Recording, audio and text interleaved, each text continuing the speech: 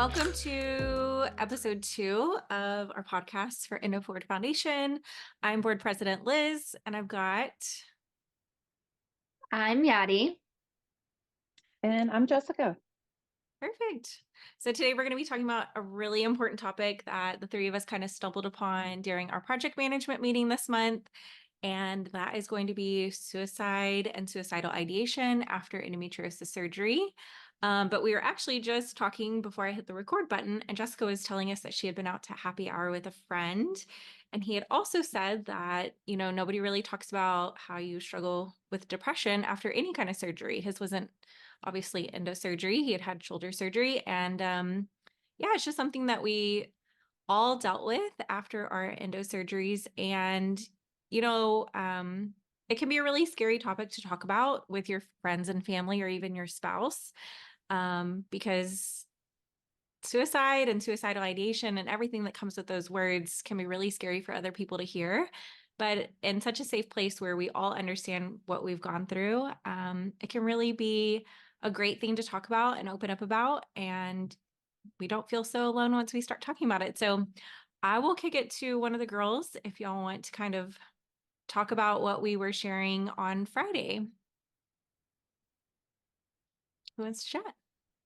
For sure. No, I think it was very interesting when we were, just talking about what we were planning for the month and realizing that at some point after our endo surgeries and through our journey, the thought of I don't want to be alive right now, or I was so helpful for a positive outcome, and I don't have that outcome that I'm not experiencing what I thought I was going to experience, or maybe I know another emotion that I had was doubt. What did I do to myself? Was this the right thing for me to do? And like you mentioned, like, how do you talk to even your best girlfriend about that when they don't have any idea or any experience of what you're going through? When people hear suicide, they automatically think, oh, you need to be committed, or you need to go to a facility, or we need to act fast. But hearing both of you speak about having the same feelings, it was really eye-opening to realize that what I was feeling was normal. And I really appreciated how vulnerable both of you were in telling your stories and affirming the feelings that I had, and knowing that you both had them as well. Yeah, it's something that has just been more recent, like especially when I met Liz, because she's the first person that has gone through something even just close to me compared to everyone else in my life. I hadn't been able to speak so freely about it. I kind of have always just kept it down a lot of notches when I've talked to my partner or my parents, because I didn't want them to know the severity of it, and also because I was like too scared to, like, if I said it out loud to them, then it meant it was real.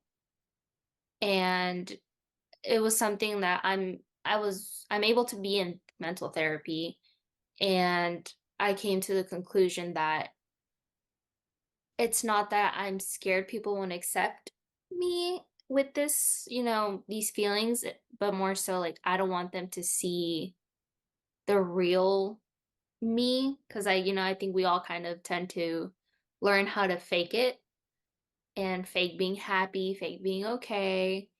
And so I'm trying to pull back on the faking and just be more honest. And I'm glad in doing so that you were able to find some sort of relief that, you're not the only one who felt those feelings. For professional maskers. Yeah. It's like a part-time job. Full time.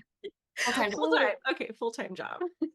And and you talk about like your partner and not wanting, I mean, we're already in such a vulnerable state, right? Like we're dealing with women's health issues that, you know, thankfully, if your partner understands it, that's amazing. But I mean, some of them don't. So you're already dealing with a very sensitive topic of, uterus and ovaries and words that, men don't want to deal with, or partners, or parents or dads or anything like that. And then the last thing you want to say is, I feel like I don't want to be alive anymore. Or, that's, it's, oh, you're already so exposed and vulnerable to begin with. Yes. And yeah, I definitely understand how I felt, and I definitely understand how other women can feel that way, for sure. Definitely. And I mean, you also have so many things at play after surgery, and you already don't know where your emotions lie, period. And so I think a part of me after my last surgery, when I really dealt with suicidal ideation, I didn't know, like, are my feelings like real, or is it the pain medication? Is it me still coming off anesthesia? Is it like, what exactly was I feeling? And I didn't know. I mean, I never struggled with suicide before, and I didn't even have the words to like put to it. I was just like so depressed and so upset. And, surgery didn't go the way that I wanted it to. Um, that I was like, I'm stuck with all these emotions. I'm stuck at home. I can't go anywhere. I can't drive. It was Christmas time. And so all my family was off having fun. And I was like laying in a bed, right? And so I remember, I think it was 3 or 4 days after surgery that my husband's like, "Do you want to eat?" And I was like, "No." And he's like, "Do you want to get up?" And I was like, "No, I don't want to do anything." And I remember crying, and I was like, "I just don't want to be alive. Like, I don't want to eat anything. I don't want to move. I just like, let me be. I just let me go?" And now I know the words that go with that. It's suicidal ideation. And it's just the fact that I just felt so hopeless. And I mean, for me, I was lacking hormones straight out of surgery, and it's the doctor didn't put me on HRTs right after surgery. And so my body was coming down from the hormones it had had for 15 years since I had started menstruating. And you just they send you home with like no support. I mean, it's not like the doctor was like, "Hey, you're gonna need therapy. Like, you should set this up ASAP." And how much of a difference would that make if physicians were just like, "Hey, you're gonna need pelvic floor therapy. You're gonna need mental health counseling. Like, get these set up before surgery and attend virtually right after surgery." Like, that would have been game changing for me. Yeah. Oh, And 100, like 100%. Yeah. yeah, and I think I've said this to you before, Liz. I've only known you for like I don't know how many months, but not even a year. Yeah. And I met you when yeah, I met you when I was at a very low point after my surgeries, Yeah. and I was very down. I didn't know what I was wanted to do or needed to do or any like I was literally at the bottom of the barrel. Sure. And like I remember you saying like, you had suicidal ideation. And I've heard, obviously, I think most of us have ever heard the word suicide, but I had never heard of suicidal ideation. Hmm. And like I never paid much attention to it. And then like one day, I don't know what I think I was literally coming out of the movie theaters. We had gone to see a movie, and I was like, I want to know what it is specifically. So I looked it up and I was like, oh my goodness, this is how I feel. Yeah. And it's like I had been feeling like that for months already. Hmm. And I had no idea that that's what it was. Cause it wasn't like I want to kill myself necessarily, but it was like, if I didn't wake up from Hmm. the Hmm. nap, I wouldn't mind. Right. And like saying it out loud, it was hard to do at the Mhm. beginning because I feel like that was me admitting it and I didn't want to because that would make it real. Yeah. And then like I was like, no, but like I need to talk about this Mhm. because I'm just keeping it bottled up. And, it's with everything. Anything you bottle up, it's eventually going to blow up on you. And I don't know if I want to get to that point with this. So, And I think another aspect of it for me too is that we don't always have the words to share with our partners or with our family. And then there's also the fear aspect that we've talked about of like, we don't want to get committed, or we don't want somebody to like full stop, like, oh my God, you've got a plan and you're going to go and execute it. And, you're not going to be here tomorrow. And that's not what we all always struggle with. But I also opened up with a family member that I'm very close to, and, was very honest and open about it for the first time. And the response I got was, why would you ever struggle with this? Or why would you ever think about doing that to yourself? You have such a good life. And it's such the other aspect of like, yeah, I don't want to do this. And that's obviously why I'm in counseling. You just get so low and you get so hopeless. And, for so many of us, and for those who are listening that don't know, it can take 7 to 10 years to get that diagnosis. For me, it took much longer than that. And there's also that fear aspect of going into surgery of like, if I come out of this surgery and the doctor has found nothing, people are going to then for sure know that I'm crazy and know that I've been making this up this entire time. So you go into surgery with all these feelings, right? And then when you come out, they have to go somewhere, but you're recovering and you're alone at home and you're on pain meds and you're coming off anesthesia. Where do those feelings go? Like, you have nowhere to put them or anybody to talk through them with. And that can be like it can put you like in a box almost of like, I have all these emotions inside and I just don't know what to do with them. And who am I supposed to talk to? And for people who live alone or who are single, like, I can't imagine what that looks like. That would be really hard for me. Well, and I'm sorry that you had that experience, because that just reaffirms why we don't confide in people that are close to us. You Sure. know, it that is 100% why we in this journey struggle physically, mentally, emotionally, um, because onlookers don't see our disease, they don't see our day-to-day struggles, they don't see the anguish we've gone through, they don't see the pain that we're in every day. And you know you stop. For me, I stopped sharing my story, I stopped talking about it. I would, before I went to work, I would take 4 leave and 2 Tylenol just so I could stand all day. And forget about what I was doing to my liver, but my coworkers just didn't want to hear how bad my back hurt, or I had to go to the bathroom because I was bleeding through, or all of that. So you just put a smile on your face, or you don't even put a smile on your face. You just buck up and you do what you have to do, and it's so isolating and it's so lonely. Yep. And and then you go in for a surgery, you don't know what the surgery is going to show, you don't know what your expectations are, you're not sure what your pain level is going to be, all of these unknowns. And you come out, again, like you said, 100%, like you go in already having these feelings, Yeah. and then coming out with either a hormonal change, or your body processing the anesthesia and all of that. It's just hard. It's very, very hard. It's very hard. And even I feel personally, my last surgery, I had the ideal outcome. I had the outcome that I had intended. Everything went perfectly.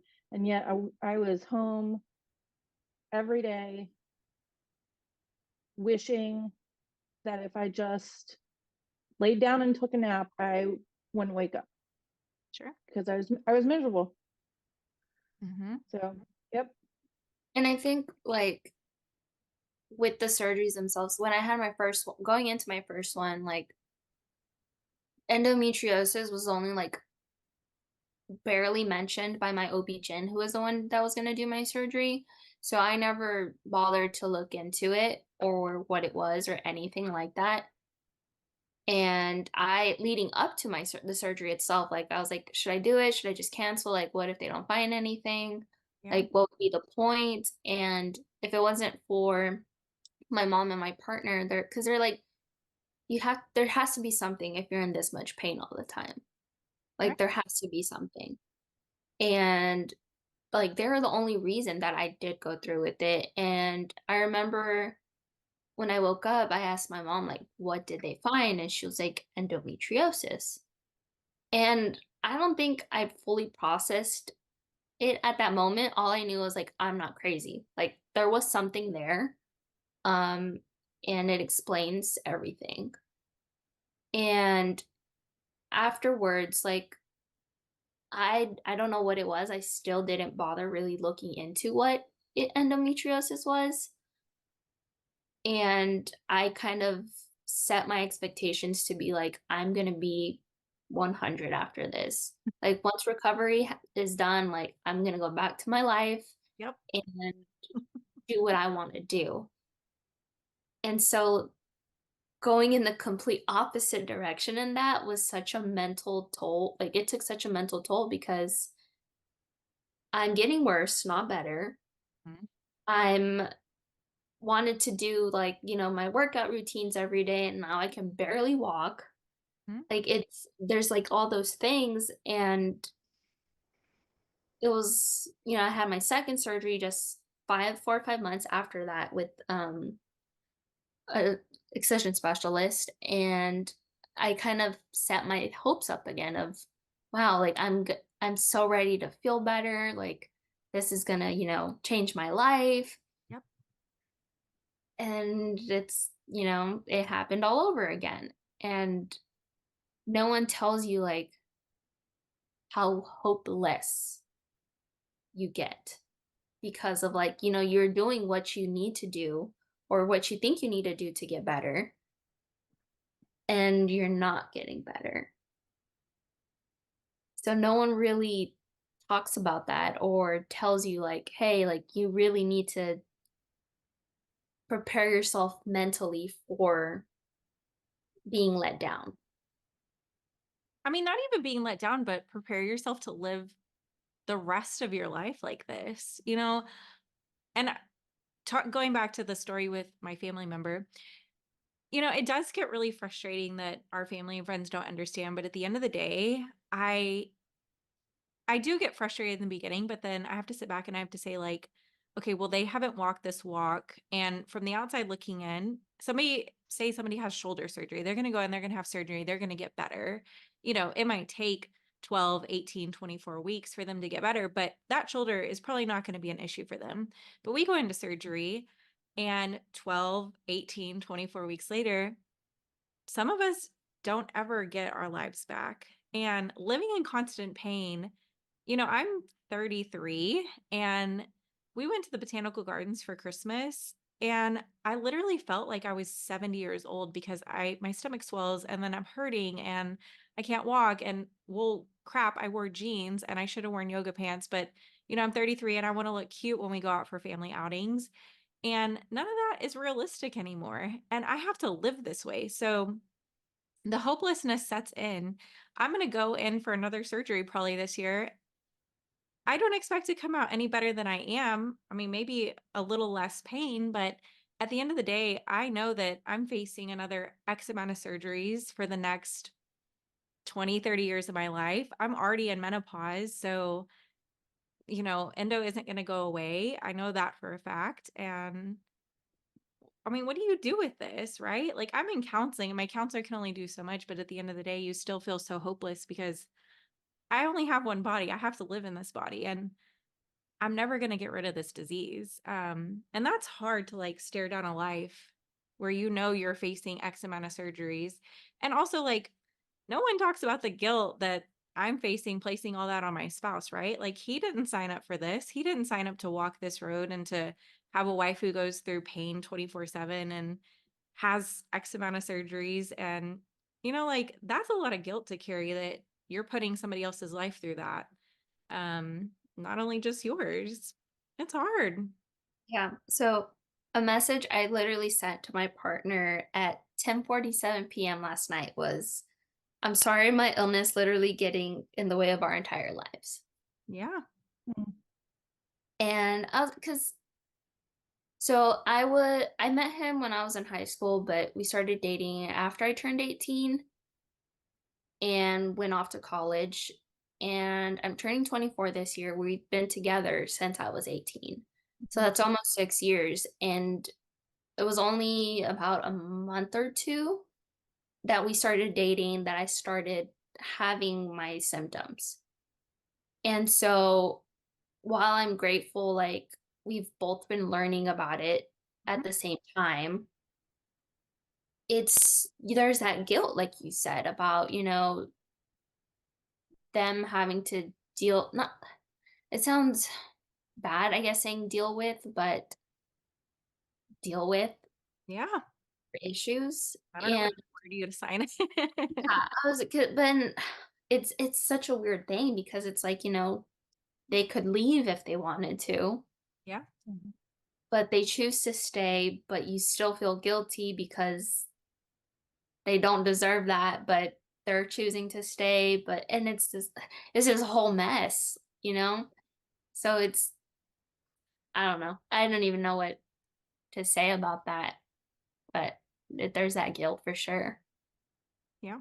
A- And I don't I haven't had a partner going through this journey with me. Before I was diagnosed, my ex-husband we knew something was wrong, but I was young and I had just had a baby and they were like, yeah, it's fine. It's fine, you Yeah. know. Um, so I can only imagine.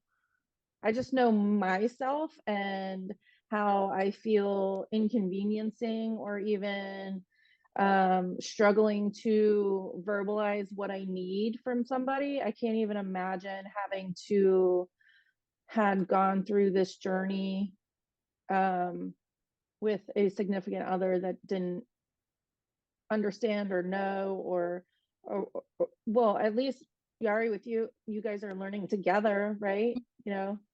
Um, so that's I bet that's a hard journey for all of you. Yeah, I think so. Well, especially being able to have like, talk to my therapist and be like, I feel this way. And, sometimes I think not even in just like our relationships, I think in any kind of relationship, you're like, I feel like he feels this way.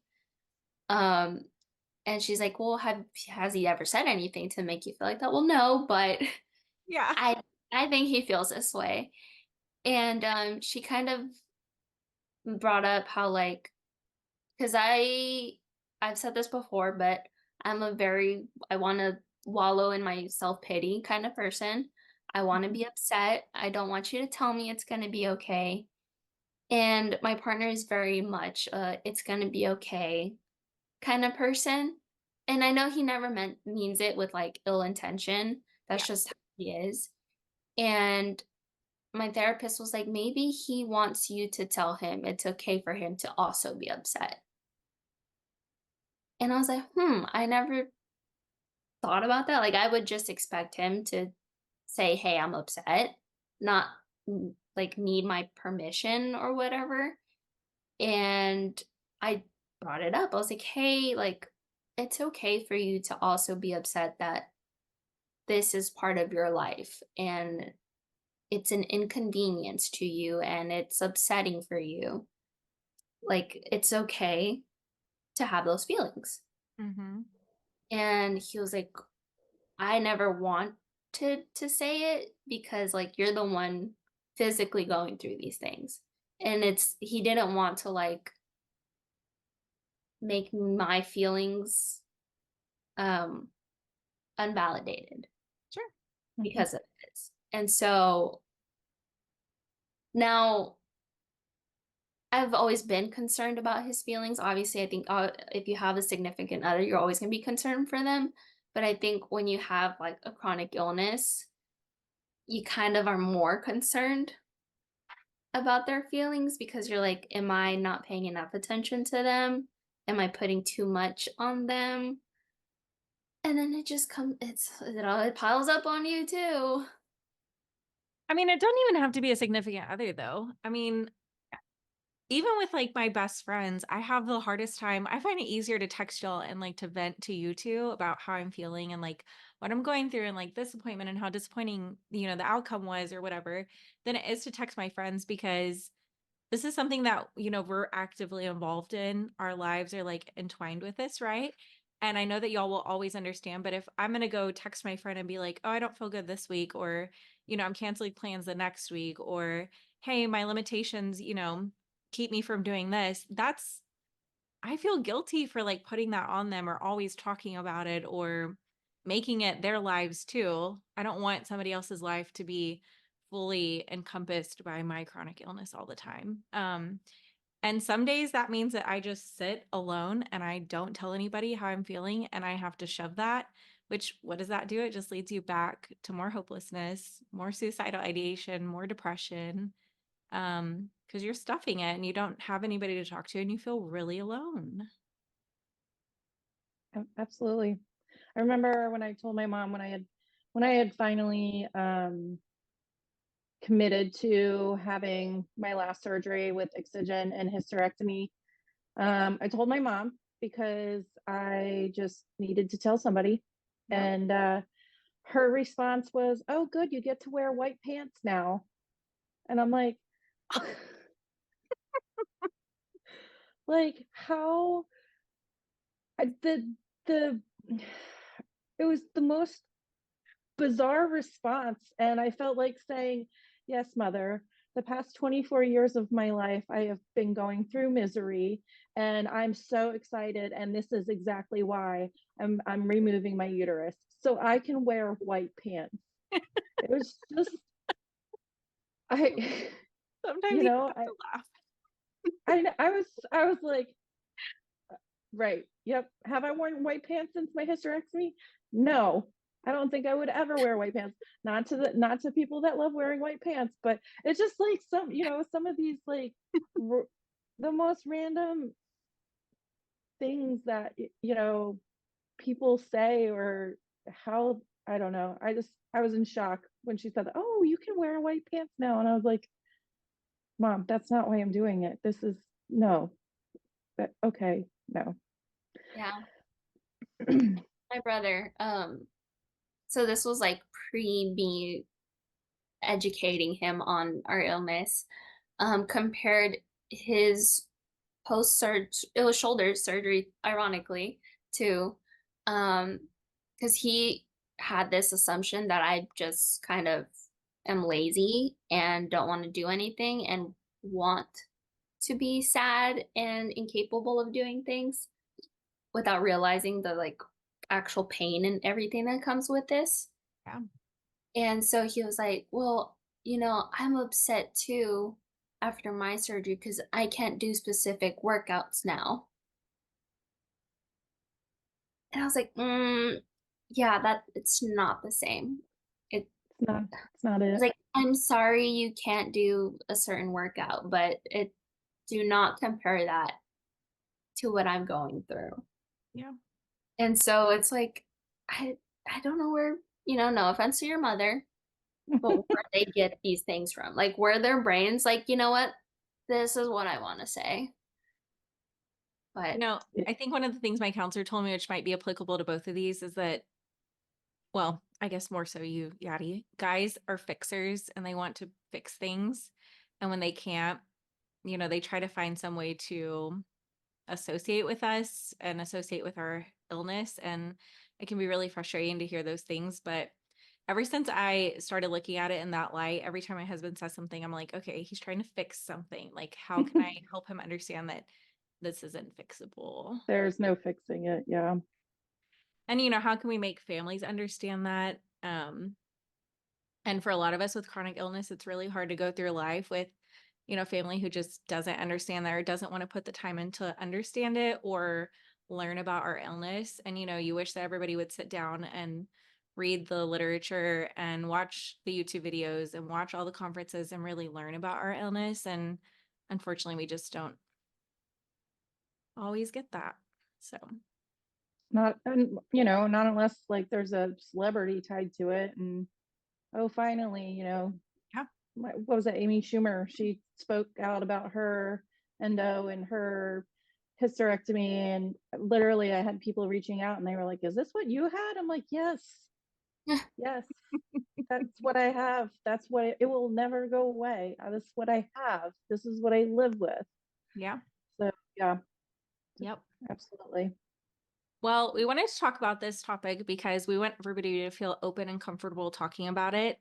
We actually did a poll within our private Facebook group page, and it was really eye-opening for us to see that we're not the only ones going through it. But it's not a topic that anybody really talks about often because we do have those fears of people, turning their head sideways at us or wanting to come at us or hearing it be much more than it is.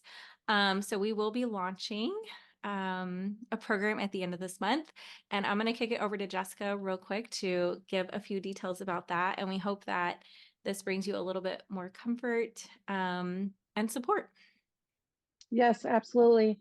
Going along with the theme for this year, which was growth, after speaking to both of you ladies and realizing that, it takes a village basically, I've wanted to come up with a program called Care Buddies within our little network, connecting with other women, whether it's virtually, digitally, um, you know, close vicinity of where you live. It can look in any way, shape, or form of how you want it to look. But we just want to check in on you. We just want to see if you need to talk and vent. If you're having a bad day and you need a shoulder to cry on, do you need to pick up the phone and just bawl your eyes out to somebody? Did you need a ride home from your surgery? I know that we had one of our members that was stuck. You know, this is what the community's for, and this is why we're here. And so I really want to make sure that everyone is feeling included and heard. And I think that having a care buddy would be a really awesome addition to what we're doing. And it could be, who knows, maybe you develop a beautiful friendship out of it. But just to have that one person or multiple people to lean on, and just, like we do with each other, text, say, "Hey, I'm having a bad day," or "I went to the doctor's office today. Do you mind going with me?" So I don't miss anything. Just forming that bond with somebody that you feel connected to, that's not going to judge you, and vice versa. So yeah, care buddies coming your way. Yep. So we'll be launching the rest of the information about the program and how you can get involved here in the next couple of weeks. And just keep an eye out on our social media pages for that. And there will also be an addition to our website regarding it. But that is our podcast for today. Thank you for joining in. And if you have any podcast suggestions that you'd love for us to talk about next time, feel free to leave a comment in the comments below or send us a DM or an email. And as always, we are always here to hear you out, to support you, for you to lean on us in times of need. That is what we're here for. If you need to get connected with a physician that we know is open ears and open to hearing your symptoms and looking into it, let us know. We're happy to connect you with those providers. And other than that, we look forward to catching you on the next podcast. We hope everyone has a great night.